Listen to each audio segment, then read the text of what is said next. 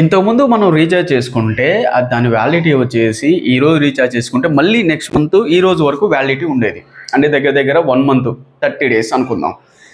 అది ఏ నెట్వర్క్లో అయినా సరే, ఎయిర్టెల్ కావచ్చు, వోడాఫోన్ కావచ్చు, ఐడియా కావచ్చు.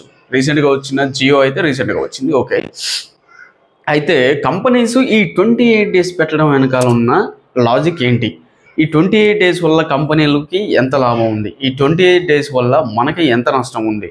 అసలు దీని వెనకాల ఒక పెద్ద లాజిక్ ఉంది. అది ఎంత పెద్ద లాజిక్ అంటే చాలా చాలా పెద్ద లాజిక్. అంటే కంపెనీలు నిజంగా దాన్ని ఇంట్రడ్యూస్ చేసిన బ్రిలియంట్ పర్సన్ ఎవరైతే ఉన్నారో ఆయనకి నిజంగా హ్యాట్స్ ఆఫ్ చెప్పొచ్చు అనమాట. ఎంత అంటే ఇది ప్రజలని దారుణంగా దోచుకునే లాజిక్ ఈ 28 డేస్ అనేది.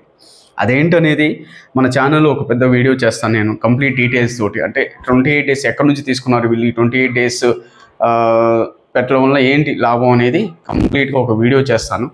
సో దయచేసి ఆ వీడియోని ఒకసారి చూడండి. Thank you so much. మీరు చూసి మీతో పాటు మీ ఫ్రెండ్స్కి, ఫ్యామిలీస్కి కూడా సెండ్ చేయండి. Thank you.